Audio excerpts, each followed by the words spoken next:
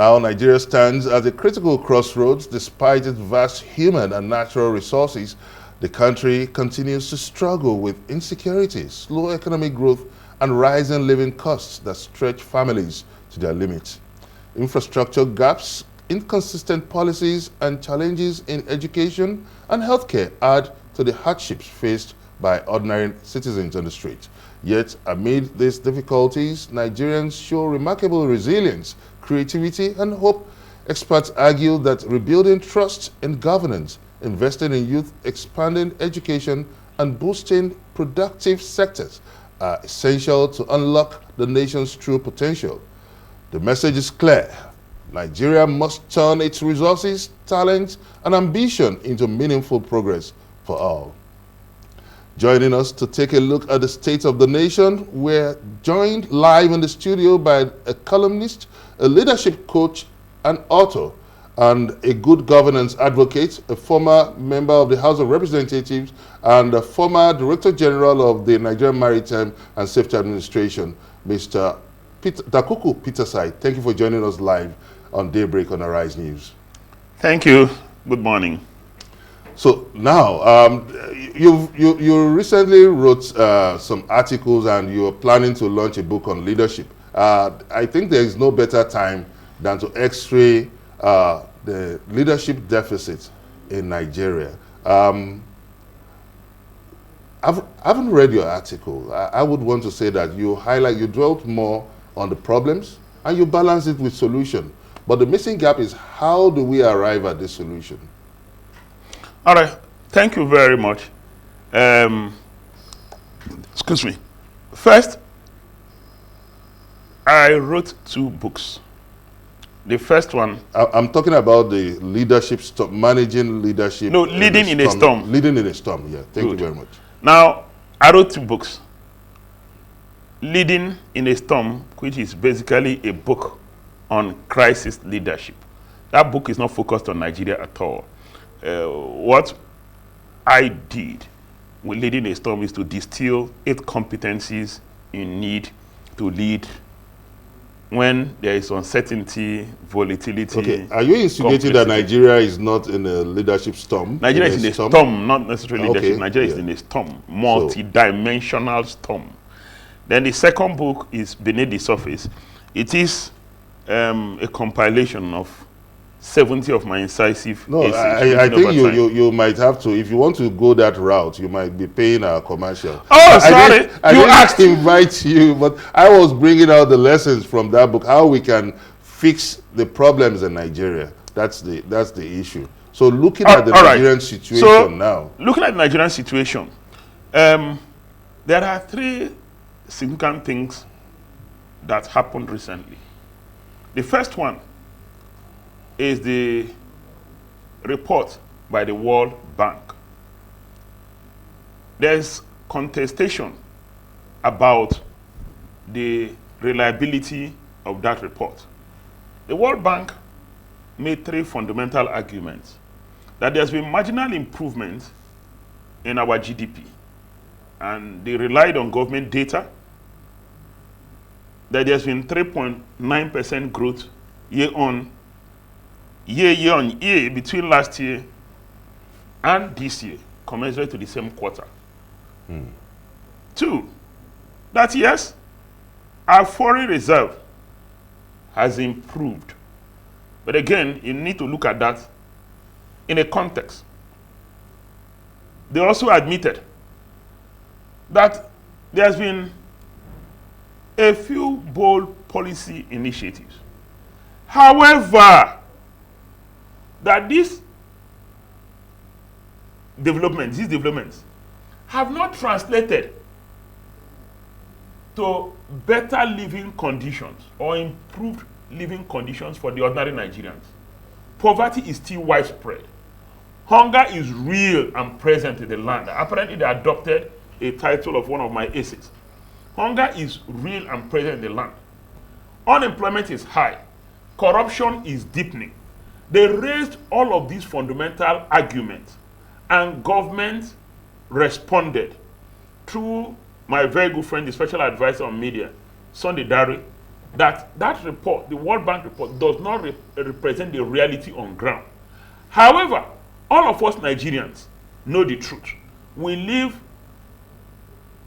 every day facing that storm. Right now, can more Nigerians afford 3 square meals?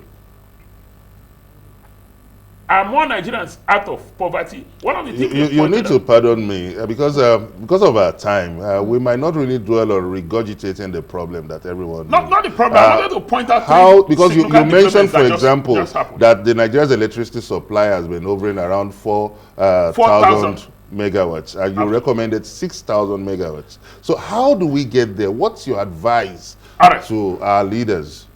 Now, you see, the first single advice is the fact that we have dwelt so much on input and output and not outcome.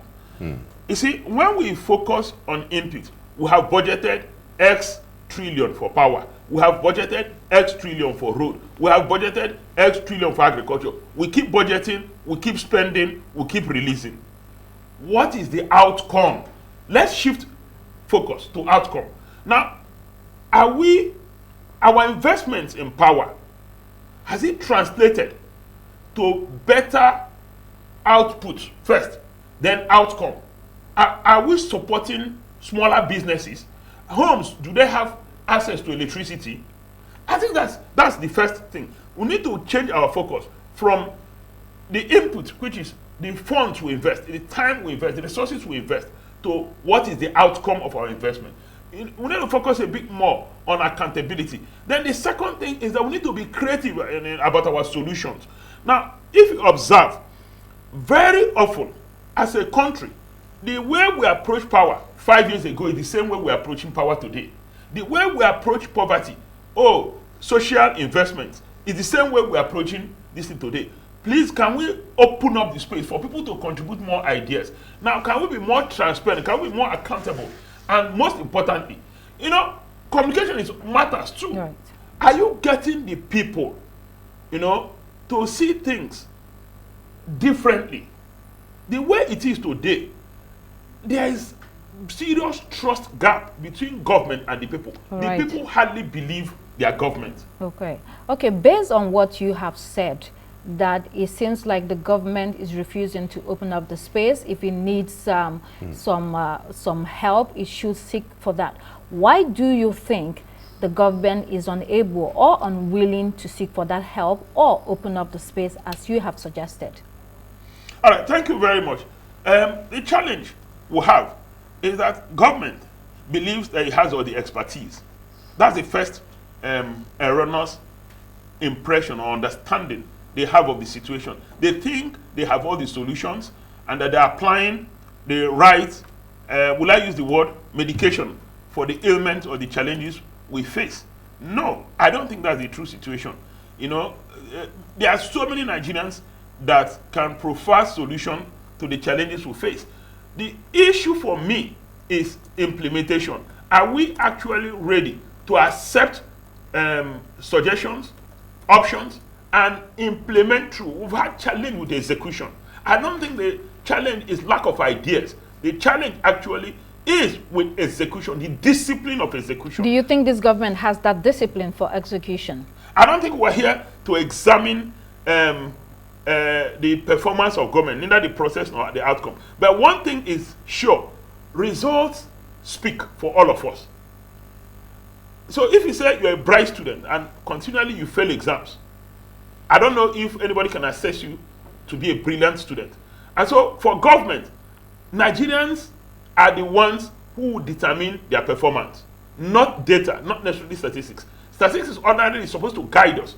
But if that statistics does not translate to quality lived experience of the average Nigerian, then that statistics or that data is totally useless and it's of no let me just quickly come in here. I know that reading your article, you recommended a performance review based on KPI, key performance indicators. But transparent. But now let me quickly bring you back into more contemporary issues like the nomination of a new INEC chairman.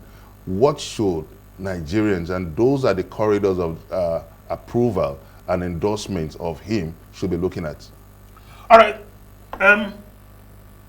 There are two things. First, let me say that the president has taken the very first critical step, forwarding the name of Prof to the National Council of State, and the Council of State approving his nomination. Then the next process is to move to the National Assembly. There are two dimensions, like I said. The first one is that we all urgently need electoral reforms. Nigerians, whether in the National Assembly, out of National Assembly, leaders of political parties, they've all agreed. There's some sort of national consensus that will lead the electoral reforms.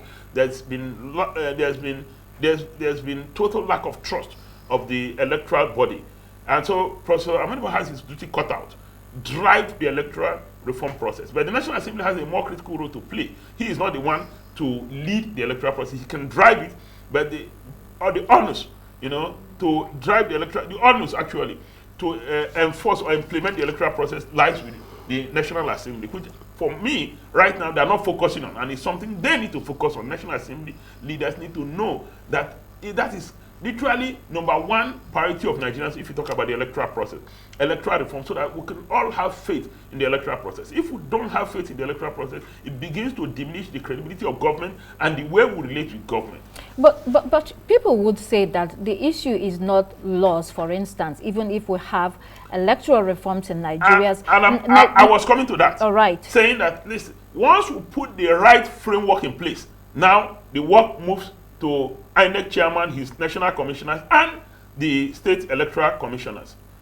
For me, the challenge of execution, again, back to execution, has been a challenge for us. The last electoral law, the last electoral act was not perfect. However, the implementation was everything wrong with Nigeria. Has to do with everything wrong with Nigeria. I hope our learned incoming professor is a senior advocate of Nigeria, is a professor, and those who know him at the University of Jos said to me that they can reasonably vouch for his credibility. That's good, commendable. I don't know him one-on-one. I can't remember relating with him. So, but if I go by the calls I've made, please let him make up his mind from point one that posterity will record and judge all of us. He has a duty to all Nigerians, to generations yet unborn, to ensure that he conducts the freest and fairest election ever in our history.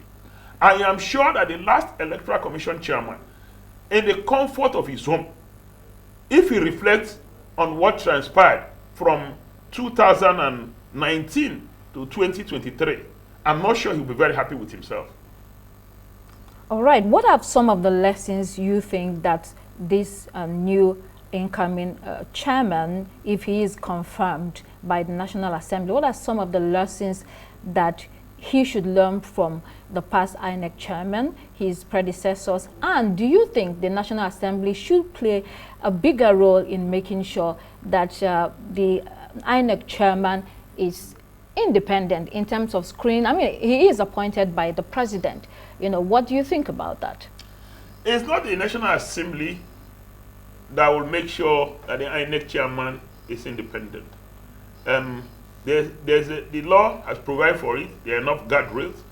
It is now reasonably dependent on him and his federal commissioners. They have a key role to play to assert their independence, to navigate the storm. Indeed, the political class will try to influence him, try to get him to do the wrong thing. But he should be mindful of the verdict of history and the expectations of Nigerians. Now, being independent is not something we mouth. It's not about what we say. It's about the actions we take. It's about enforcement of the law. It's about the courage to do what is right. Okay. Quickly, you once navigated the landmines of Nigeria's electoral process, having contested the governorship of Rivers State in 2015. From your point of view, from your experience, being in the front lines of Nigeria's electoral process, what would be your advice to Professor Amukpito? Should the Senate clear him as the next INEC national chairman? Should the Senate clear him? The first is the strength of personal conviction. I've always said so. The first is let him make up his mind that I'll do what is right. So it's not just about the laws alone. The laws are there, the framework, the guardrail, all of that is there. Let him hold strong to his own personal conviction. I want you to bring this on a personal experience. What were those pitfalls that you experienced on your way on the road to the governorship of Rivers State that you will want him to specifically correct? Now, recall that when I ran for governorship of Rivers State in 2015, I was candidate of the APC. At the time, INEC had issued guidelines, regarding the conduct of elections. Throughout the process, INEC did not follow his guideline. And at the end of the elections, we approached the court. At the court of first instance, INEC said it was not bound by its own guideline. The guideline then had provided that accreditation will not be done manually. Accreditation on what was called the accreditation electronically, what was recorded was 129,000 voters. However, manually, INEC claimed that he accredited 1.2 million voters. So point one is that from my own experience, INEC must comply with both the law and regulations. Now, regulations are derived from the law. Where the law empowers INEC to make regulations concerning a specific way of conducting elections, INEC must comply with its own regulations. Regulations is actually, first I used to be a regulator, as DG of NIMASA. No, regulation is derived from the law. And so regulation is part of the law. It's supplementary to law. So that was the first observation I made in that process. Now, the other thing is electronic transmission of results. Okay. That is becoming very key right now because there's been a lot of contestation, whether in 2019, 2015, 2019, and 2023. Please, if we have electronic transmission of results, it's provided for in the law. I don't know why it's so difficult. Technology is available. I don't know why that is so difficult. Even electronic accreditation. All right. Oh my God, you're rushing. Okay, just one line. Just land on your thoughts. We're out of time. INEC, under the new chairman, must choose to be diligent in the enforcement of the law and all regulations pursuant to the law. All right. Thank you so much, Dr. Dakuku Peterside, who is the former Director General of the Nigerian Maritime Administration and Safety Agency. Thank you so much for joining us on Daybreak this morning. We appreciate your time. That's all we have on Daybreak today. It's goodbye from me. And thank God it's Friday. It's goodbye from me, Benga Ashiru. Keep it with us. And the next is the morning show. Goodbye.